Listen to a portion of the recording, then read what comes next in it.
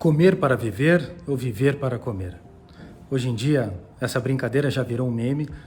A maioria das pessoas hoje tem uma preocupação muito mais significativa com bem-estar, com longevidade, com qualidade de vida e, mais importante, com aquilo que nós estamos comendo. Então, você percebe que cada vez mais há um número mais significativo de pessoas que fazem disso uma condição muito importante de vida. E isso é super legal.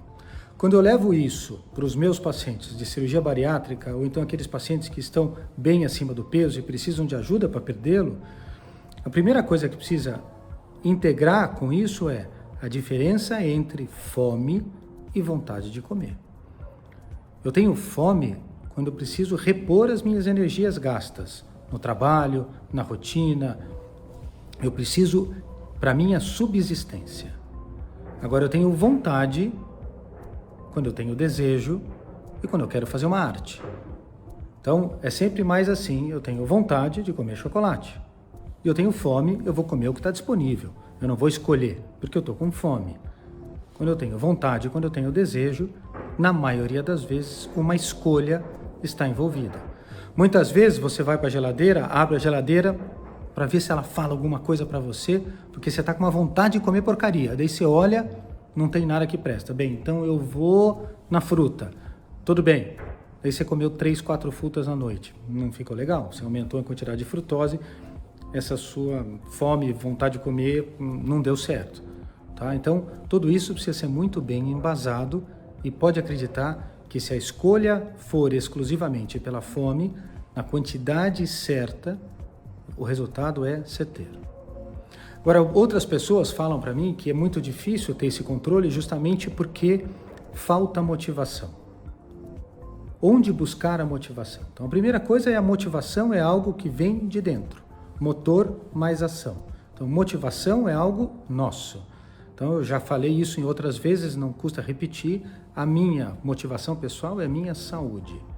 Porque sem ela, eu não tenho, nada no que diz respeito à longevidade para curtir minhas filhas, minha esposa, minha vida, minha rotina, meus exercícios com qualidade.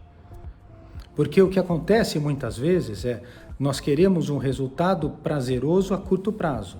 E daí você pega um paciente que está super acima do peso, eventualmente com índices para cirurgia bariátrica, e vira para ele, não, vamos lá fazer exercício, fazer dieta, tal, que você vai ter qualidade de vida.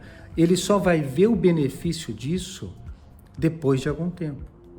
Então essa demora pela recompensa traz uma falência do processo. Porque nós queremos algo, na maioria das vezes, que tenha uma recompensação muito mais rápida. E não é rápido. Isso a gente precisa entender. Para ter a barriga de tanquinho, não é nada fácil. Para manter a barriga de tanquinho, então, pelo amor de Deus. Então, o que nós temos que fazer é usar aquilo que nós temos de mais importante, a nossa diferenciação intelectual. Então, a motivação é fácil de encontrar, é muito fácil. Basta olhar para o lado, a sua motivação está aí na sua frente. Estímulos, esses com certeza ajudam. Seja um professor de educação física porreta, que vai, dedicado, te ajuda, inova treino, ensina, é super conectado em tudo. Estímulo positivo, sensacional. Nutricionista boa, também, que está super ligada às inovações de dietas, estratégias, mais massa magra, mais água, menos gordura, etc. Estímulo positivo também. Ou então um médico que é conectado. É o que eu falo, não adianta eu querer vender saúde se eu não cuido do meu corpo da mesma forma. Então eu preciso aplicar naqueles pacientes aquilo que eu sei que é melhor, inclusive para mim. Então, quando você tem um médico que você entra em sintonia, entra em empatia, tudo dá certo. Então, isso sim são estímulos que é diferente de motivação. Tudo isso que vem de fora são os estímulos. E voltando então na frase original, onde é que a fome tem a ver com tudo isso? Você precisa ser o determinante a regular tudo isso. Porque na maioria das vezes nós usamos desculpas contra a nossa motivação.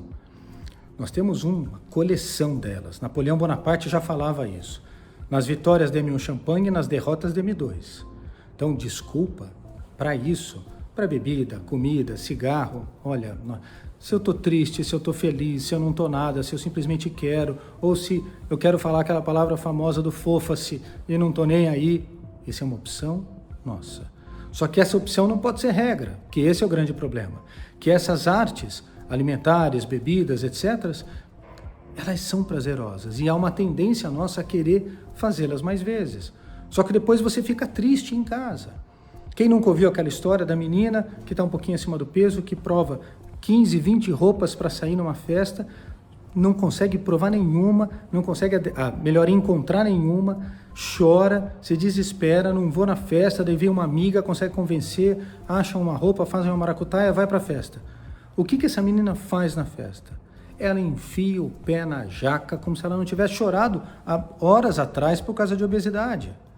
Então isso é uma falência da motivação. Então nós não podemos viver para comer. A comida não é, mas nunca será o momento mais importante da nossa vida. Vai ser um complemento. O momento mais importante é estar com as pessoas, é viver essa vida que a gente tem e não comer para isso. Um grande abraço, até!